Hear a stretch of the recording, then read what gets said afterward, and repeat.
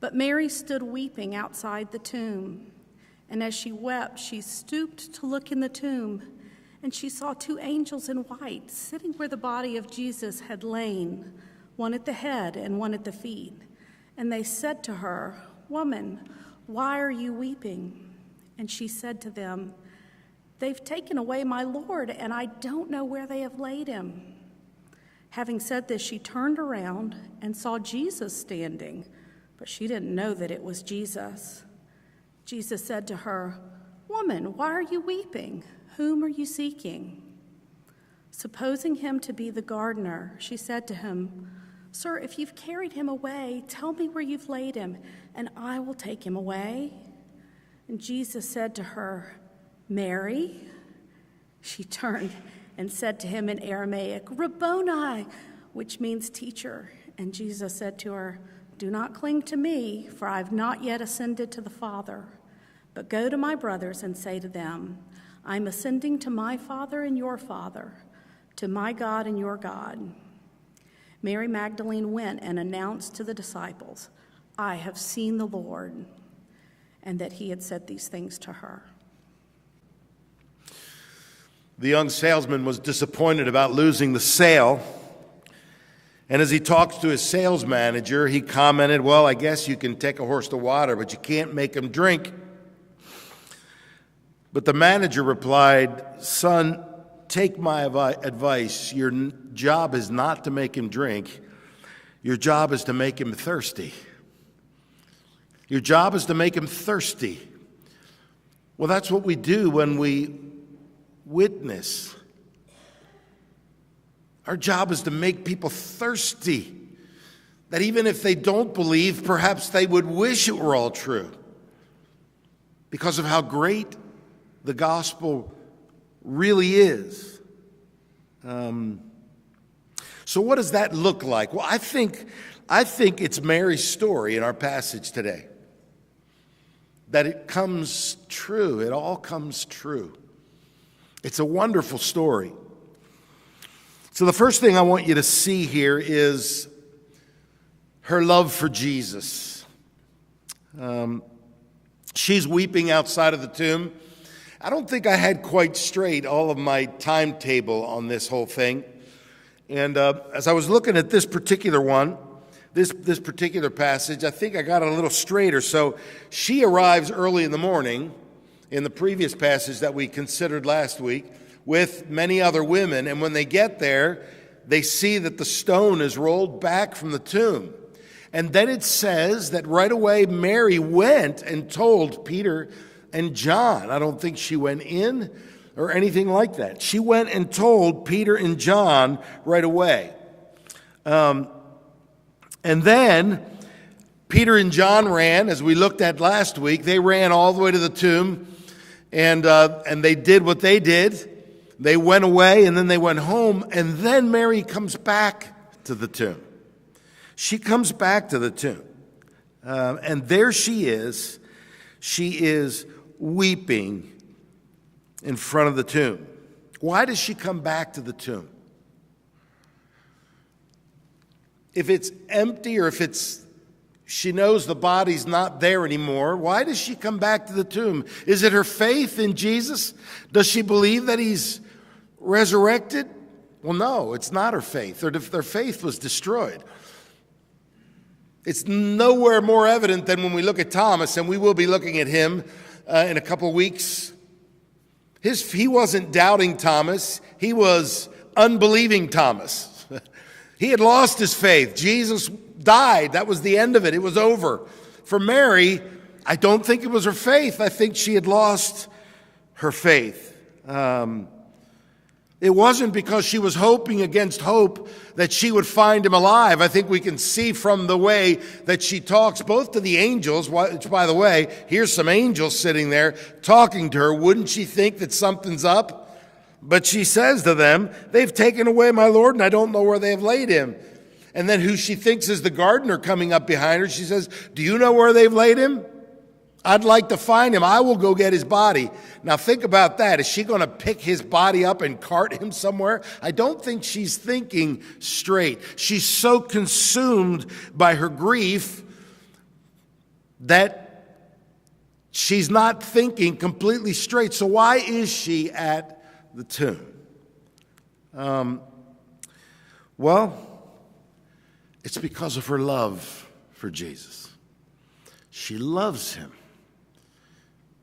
And there's something about being near his body that she longs to do. We lost our daughter 31 years ago and was 1 week overdue. And she died in the womb with a cord was around her neck. And she is buried in a beautiful rolling field in northern Delaware. Then about 31 years ago, 15 years ago, my dad died, and he is buried right next to her. They're there together. And last year I had the opportunity to go up and preach at a missionary conference in Delaware. And I went by the gravesite. So what draws me to go there? Well, I love both of them. And there's something about the proximity, even though they're not there, but their bodies are there. There's something that we do with that when we love someone. And I sat there at the grave and I wept. And it's been 31 years and 15 years. They're both gone. I wept. There's this love.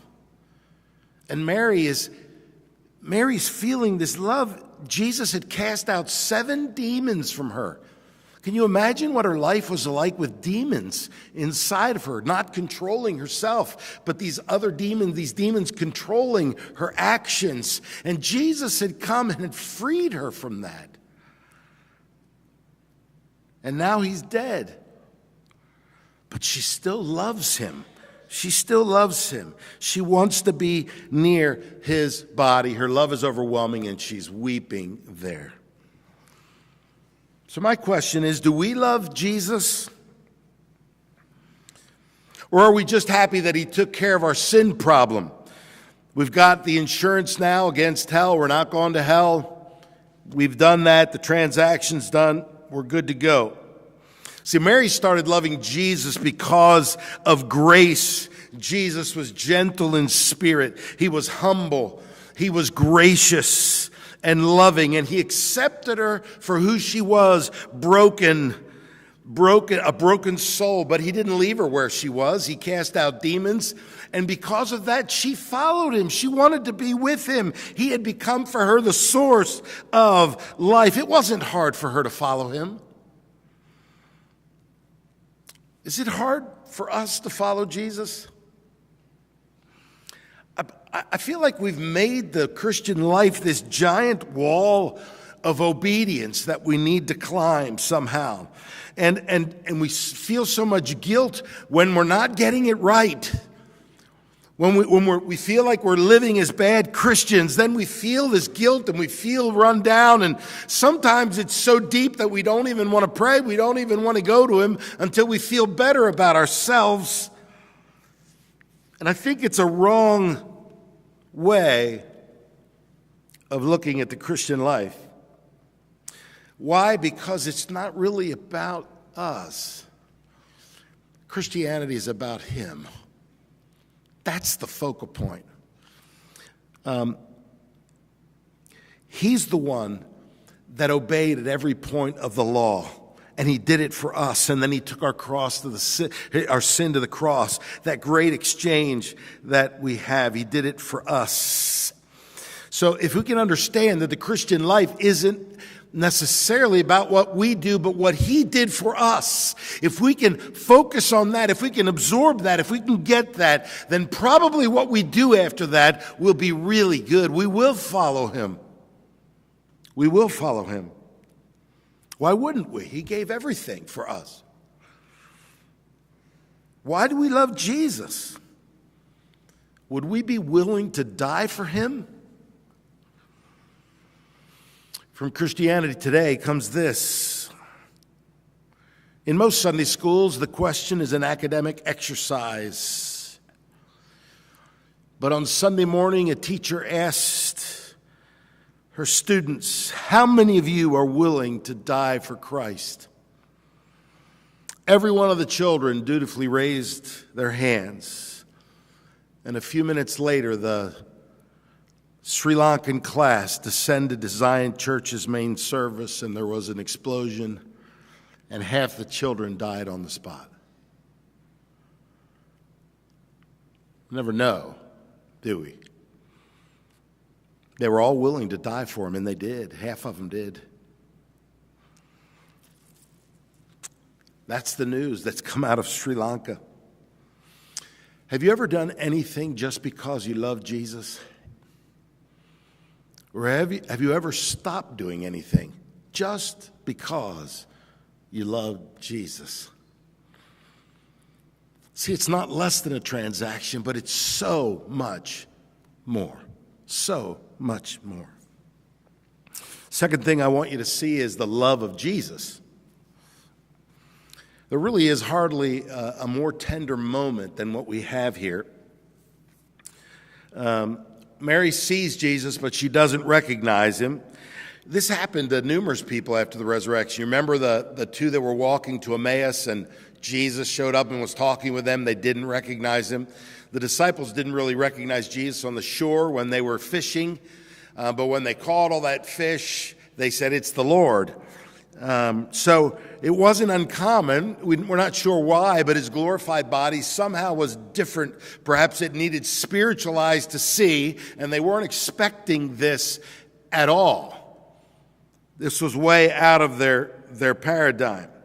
So Mary thinks he's the gardener, and she just wants to know where the body is. She turned around and looked at him briefly, but she must have turned back around towards the tomb, and she was weeping. She says, if you know where they've laid him, let me know. I want to go get him.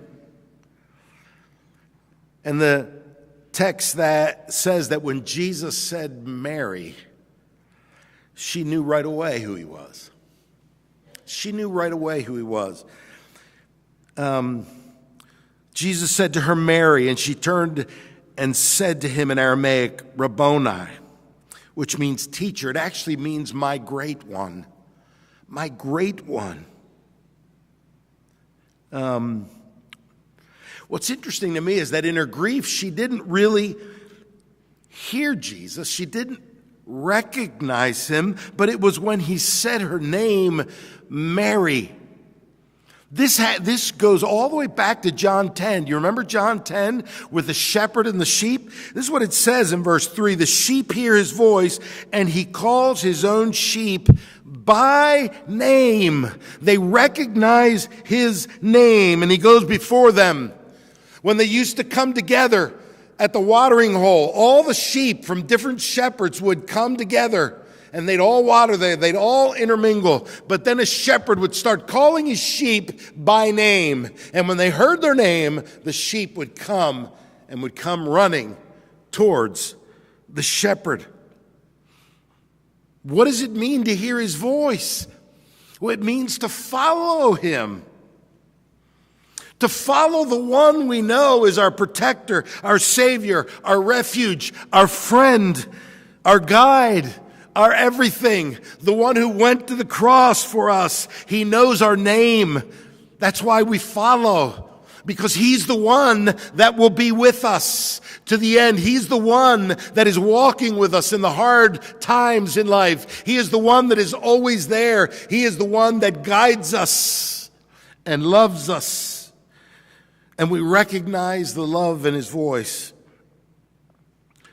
which tells us that he gave up everything for us so that we could find delight and fulfillment in the depths of our souls. Why wouldn't we follow him? We so often treat the Christian life like a transaction. Has it ever happened to you that you've been stopped by a police officer for speeding and you knew that you absolutely deserved the ticket, but he comes up after he's been in the car and looked at your license and all that, and you're sitting there on pins and needles the whole time, and you're like, I can't believe I got stopped. It's like the worst feeling in the world, right? Never happened to me. I've read about it, but And then he comes up and he says, I'm just going to give you a warning this time. How do you feel? You feel wonderful, right? You feel very grateful. But here's the question. Do you love the police officer? That's a little creepy, isn't it? No, you don't love him. You're just glad he let you off the hook. You'll forget about him soon enough. Thank you. See ya. That's a transaction, right? Or maybe he gives you the ticket. That's the transaction. So often we treat Christianity like this. Phew, good, I'm in. I got it. I'm in. Now we can relax. But see, it's not primarily about a transaction. It's about the one who did it for us. It's an ongoing relationship of loving kindness that he engages us with. It's an ongoing pursuit of us.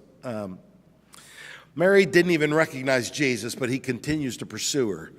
He says, Mary, Mary. And she recognizes him right away. And she runs and she grabs him. She doesn't want to let him go. He's alive. All of her dreams have come true. She went from great despair to complete elation. He is here. And look at what Jesus says to Mary. Do not cling to me, in verse 17, for I have not yet ascended to the Father. But go to my brothers and say to them, I am ascending to my Father and your Father, to my God and your God. There's a lot of dispute as to what it means that Jesus told her, don't cling to me because I haven't ascended to my Father yet. Lot of difference of opinion in the commentaries. They're divided. But I believe that he says this to her because he has a job for her to do. And we're going to look at that in just a minute. He has a job for her to do. But what I want to draw your attention to in these verses is what Jesus says about his followers. He tells her to go and tell his brothers. This is the first time he uses the word brothers to describe the disciples and the people that follow him, the people that believe in him. This is the first mention of that word. And then he says, I am ascending to my Father and your Father, to my God and your God. It's not just his Father anymore. If you've seen me, you've seen the Father. Now it is his followers' Father as well, because he's done the work. He's been crucified. Now he has risen from the dead. Now it is everyone's Father. Now notice he doesn't say our Father in that sense, because there's a distinction. He is God also, but we have one and the same Father. We have one and the same Father. What is he telling them? They've been adopted into his family. They are part of the family. When a police officer offers you a warning instead of a ticket, he's not inviting you to his house for dinner, and much less inviting you to be his child. I'm going to give you a warning, and would you like to be my child too? That's not what happens, right? But look at what's happening here. He does the transaction. He declares us righteous in his sight. He declares us as his children, and then he invites us into relationship that eventually culminates in our being with him forever. The news is so beyond anything we could even think or imagine. I read something in the book of Daniel on Friday that mesmerized me. This is Daniel 7:27. And the kingdom and the dominion and the greatness of the kingdoms under the whole heaven shall be given to the people of the saints of the Most High. His kingdom shall be an everlasting kingdom, and all dominions shall serve and obey him. Can you imagine that? He gives us the kingdoms. Paul tells the Corinthians that they will rule and reign with, that they will be judging angels, that we will be judging angels. It's not just that we become his family, we become the judges as well. Can you imagine that? Do you feel qualified to judge the angels? Now that's amazing grace. That's amazing grace. And it's really good news. In his book, The Divine Conspiracy, Dallas Willard said this about eternity: our destiny is to join a tremendously creative team effort under unimaginably splendid leadership on an inconceivably vast plane of activity with ever more comprehensive cycles of productivity and enjoyment. Can you imagine that? This is what he's inviting us into. So third, what I want you to see is the implications, and I have two of them. The first implication has to do with rest. We've talked about rest as being one of our core values. There's a lot of debate about it. Nobody understands what it means. Some have said, well, we've rested from launching the school. Now what? We're all rested. Let's get rested up. We think about lying in front of the TV and changing the channels.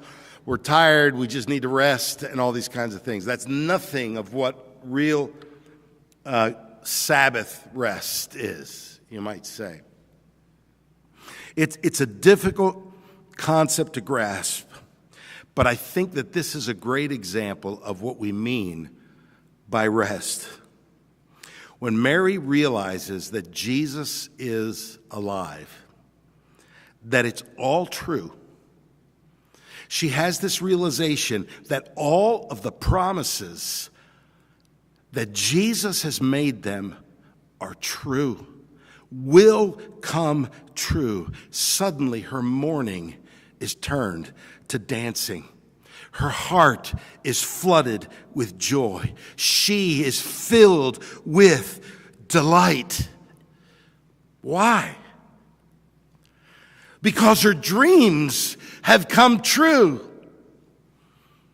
Listen to what J.R. Tolkien says in The Return of the King. Gandalf, I thought you were dead, but then I thought I was dead myself. Is everything sad going to come untrue? What's happened to the world? A great shadow has departed, said Gandalf. And then he laughed, and the sound was like music or like water in a parched land. And as he listened, the thought came to Sam that he had not heard laughter, the pure sound of merriment, for days upon days without count. Everything sad will come untrue. The sadness of Jesus' death is replaced by the joy of his resurrection. Every sad thing that has happened to you will come untrue in the glorious land when we are with him. And Mary knew in that moment that everything sad would come untrue. See, rest for our souls is when we realize that it's all true and that it's all going to come untrue, the difficult things in our lives. It's a settling of the restlessness in our souls. As I quoted earlier, our hearts are restless until they find their rest in thee. I can describe it from these lyrics by a song called All Things New by Andrew Peterson. Come broken and weary, come battered and bruised. My Jesus makes all things new, all things new. Come lost and abandoned, come blown by the wind. He'll bring you back home again, home again. Rise up, O you sleeper, awake. The light of the dawn is upon you. Rise up, O you sleeper, awake. He makes all things new, all things new. Come frozen with shame. Come burning with guilt. My Jesus, he loves you still. He loves you still. So rise up, O you sleeper, awake. The light of the dawn is upon you. Rise up, O sleeper, awake. He makes all things new. He makes all things new. Rest for our souls is like coming home, where everything is put aright. Rest for our souls is when we realize that we are home in Jesus, that he is alive, that it's all true, and that the sadness will come untrue. And we need to see it over and over and over again. It doesn't matter if we're running, if we're tired physically, or all these things. Rest for our souls is when we know, because we know, because we know It's all true. And our future is bright. But there's a second implication, and it's the title of my sermon. Verse 17, Jesus said to her, "Do not cling to me, for I have not yet ascended to the Father, but go to my brothers." Go tell them. But go. Go and tell them what you've seen here, Mary. Go and tell them what you are feeling right now. Go and tell anyone that will hear you. Do you think it was hard for Mary to go and tell them about Jesus? She must have been beside herself. She probably ran the whole way and said, "Jesus is alive. He's alive. It's all true. It's all true." Now, I'm not against training in evangelism, and I think we should train in evangelism, but at some level, isn't evangelism just telling people about the excitement of that it's true? And so many of us haven't felt it. We're living for the weekend. We're living for the vacation. We're living for our kids. We're living for our work. We're living for this circumstance to turn out okay. And here we have the God of the universe saying, "I've risen and it's true, and everything sad is going to come untrue." That's what evangelism is. So if we really don't want to do that, then we need to go back. We need to go back and see about the rest thing, where we actually believe that the resurrection is true. We need to soak ourselves in the love of the lover of our souls. We're always questioning whether he loves us. When things happen to us, we question whether he loves us. But how much more does he have to do to show us he loves us? He went to a cross. He died. He gave his life up. They didn't take it from him. How much more does he have to do to show us that he loves us? But we get bogged down in these circumstances, and we don't think he does, and we think he's far off. And what is he doing right now? I don't know. How much more does he have to do? He gave everything. And he's saying, "Go, tell people about this, because I'm not coming back until they all come in. And I need you to go and do it for me. Stop getting bogged down in your stuff. Think bigger. Think further. It's much bigger than that. Now go. Now go." We need to spend time, because he's the only one that can provide rest for our restlessness. Sometimes he just wants us to go, from false motives or true, whatever your motives. Just go and tell people if it's true, if you believe it's true, even if you're not feeling it at the moment. Just go. That's what he wants. And sometimes when we go, he overwhelms us with the sense of his presence.